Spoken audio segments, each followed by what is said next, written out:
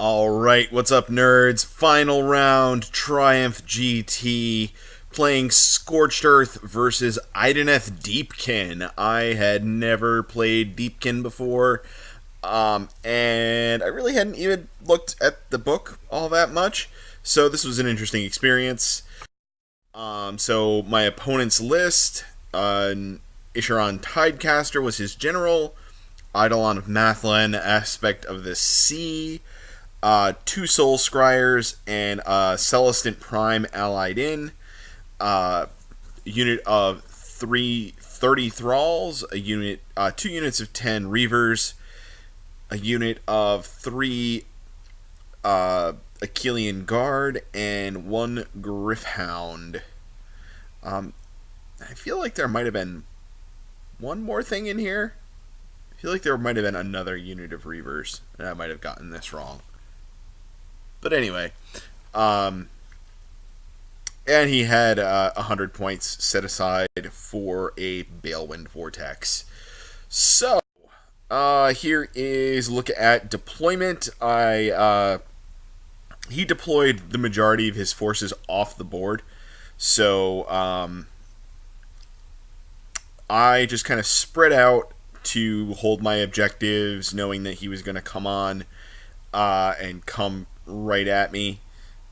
He was going to be able to basically fit in the corners. I wasn't going to be able to hold the objective securely and zone him out and keep all of my guys within range of my Harbinger of Decay and all that jazz.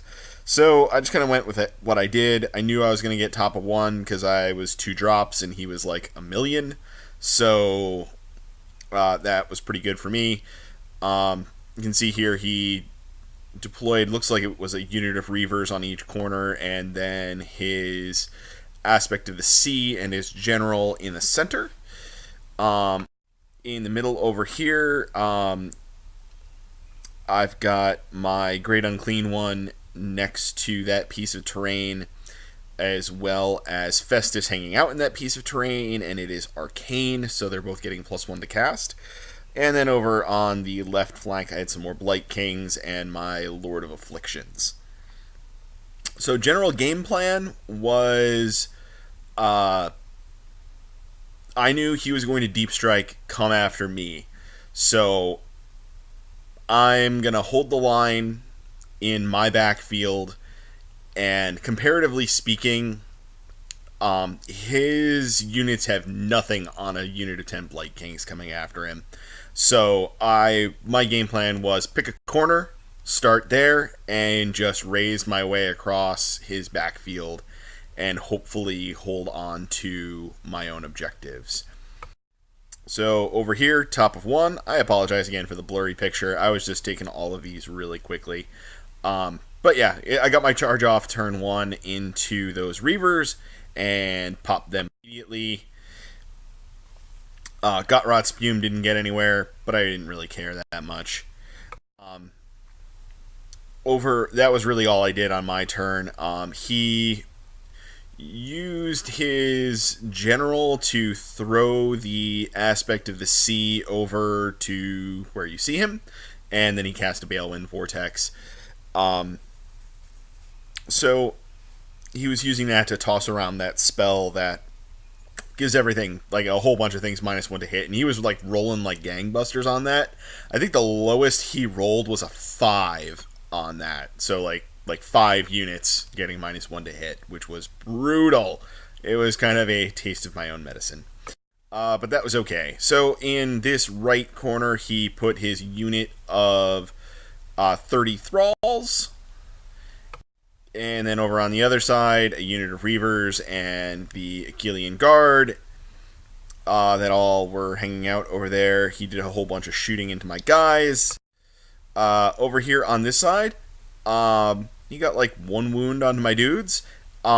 Big important thing, this was like the game changer. Despite the +3 to charge, he failed it. I believe he rolled a 4. So that was super bad for him. So he's got 30 Thralls hanging out in the corner, not doing anything. Over on the other side, he did make the charge into my Blight Kings. And he accidentally, well, I'm going to say accidentally, but not accidentally. Like, I let him know, hey, those Reavers are now, when you're piling in, within 3 inches of my Lord of Afflictions, right? Actually, it was just after the charge. It wasn't even piling. I'm like, that they're there, right? It's going to draw him in, and he has a Rust Fang. Yes, yes, yes. Okay. I cannot tell you, what to do. I can only suggest strongly through reminding you of things that are true. So he brought those guys in. I piled in back at them. He had gotten off a little bit of shooting onto the Lord of Afflictions. He got 2 wounds on him. But you'll see, I just wrecked that unit of Reavers. Between the attacks from the Blight Kings, attacks from the Lord of Afflictions, they just got totally wrecked, and I didn't actually lose any bases of Blight Kings in that process.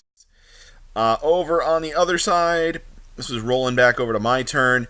I moved everything over, and I charged my Blight Kings into his thralls to pin them in the corner.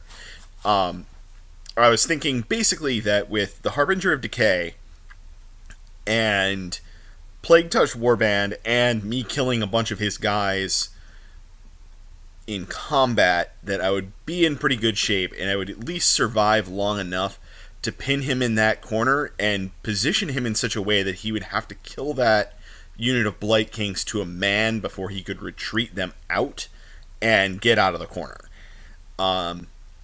So that ended up working out very well for me. Those guys basically went nowhere all game. All those little dice around, that's all the units that have -1 to hit. So that was super fun. Over here in the corner, I just moved up my Blight Kings over here. I realized that I wasn't going to get the run-in charge right away. So I wanted to kind of regroup, and I was bringing Gutrot Spume up. My goal was to kind of pass that objective off to Gutrot Spume and let him continue to hold it once I was ready to move my Blight Kings off of there. So the Blight Kings just kind of moved up. Over here, the Lord of Afflictions made a charge into the Eels, threw the Rust Fang into them, and we just wrecked the remaining Eels. I did lose a couple of Blight Kings in the process, but that corner is now basically uncontested. My Lord of Afflictions can now try and chase his Soul Scryer around, but that's really all we're going to be doing there. Those 3 Blight Kings will just hang out on that objective for the rest of the game, just in case something weird happens. Over here, continuing with our plan of just kind of grinding it out. And by the way that I had piled in and charged into his thralls, he was actually outside of the range of the Aspect of the Sea. So they were no longer getting that -1 to hit debuff off of him, and that was pretty huge too, because that started letting me lay a lot more damage into those thralls. And Battle Shock is totally real on those guys. They do not have very high bravery. So you knock a few of them out, and then you lose a few more to Battle Shock, and you whittle them down pretty quickly. So this was, I believe, after that combat. I had 3 dudes left, and he had a whole bunch of guys left, but he really still couldn't do anything, and he wasn't drawing my Harbinger of Decay into combat. I was slowly making my way across with that second unit of Blight Kings to reinforce that objective. And then this is just sort of a picture further back of kind of board state, what was going on. He was still holding his objectives as tightly as possible, and I was basically doing the same. I did not move my Great Unclean One all game. So turn 3, he brings down his Celestant Prime, that's his name. Brings down the Celestant Prime and goes after my Harbinger of Decay. Not a bad move. He gets the charge off with the Celestant Prime. However, he fails to kill the Harbinger of Decay with the Celestant Prime. Between the -1 to hit, preventing some of the damage, and then that 5-up ward save, saving a lot of that damage. He walked away and still had some life to him. So that was pretty amazing at that point. And then he actually was able to put some wounds back on the Celestant Prime. So that was a really lucky turn of events for me there. So he continued to pile in with his thralls and beat up on my dudes over there in the corner, which were taking it like champs. And you'll see the Harbinger of Decay healed a bunch, and I forget how he healed exactly, but he did get some wounds off of him. I think that was something off of the wheel at that point. In the back, I started moving around to try and make a charge at his other guy, as I had previously talked about. And over here, I was able to get my guys into cover and still be just within 3 inches of that objective. And Festus is still just hanging out there. He cast his spell a couple of times, I think once into the Reavers and once into the Eels, and then he just kind of sat there for the rest of the game. I think Mystic shielding things. So what I pulled over on this end was I used my contagion points to summon another tree to try and make a run and charge across my opponent's backfield. Unfortunately, I believe that charge failed, but that's okay. He continued to retreat away with his Soul Scryer. I made a charge in here. He did eventually kill off my Harbinger of Decay and those last couple of guys on the Thralls. So he had a handful of Thralls left, but I was able to take out the Celestant Prime pretty quickly with a fresh unit of Blight Kings, because he only had like a couple of wounds left, and 5 Blight Kings, even at -1 to hit, are just like hitting like a ton of bricks. So over here, I never summoned my Balewind Vortex, so I was like, you know what I can do? I can summon Nurglings. So I summoned some Nurglings. They ended up not doing anything at all. They just kind of sat there. So I can successfully say that I summoned Nurglings and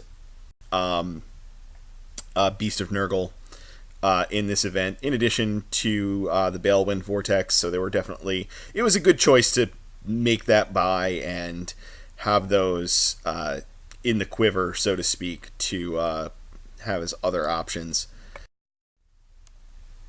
So this was just sort of like the board state at the end there. We ended up ending it at the end of 3 turns. I did fail that charge up across his backfield, but I mean, that was just one more turn away from just marauding across and killing everything. And that was basically it. That was the game. So I ended the tournament 3-2 with the Plague Touched. 15th out of 35. I played against 3 Stormcast opponents and was 2-1 against them. It was a lot of fun. It was a great event. Special thanks to Martin Orlando for being the TO for the event and all of the crew at Mythico Studios. And a shout out to Ant from the Sustainable Center for being the ringer for the event. You'll notice that there were 35 participants.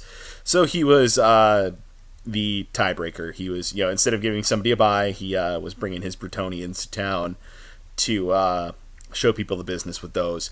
And he did surprisingly well with those. Bretonia forever. Anyway, guys, so that wraps this up. This is going to be my final battle report of Age of Sigmar 1st Edition. Final battle report before we change over to the new channel. So I just wanted to thank everybody. It's been a lot of fun. It was a great event. Definitely going back next year. Got Du Bois coming up in November, I believe, up in upstate New York. That is run by many of the same folks involved. That's a great event. It was a lot of fun last year. Hopefully it's even bigger and better this year. So yeah, that's it for now, guys. Thank you very much, and we will see you all later.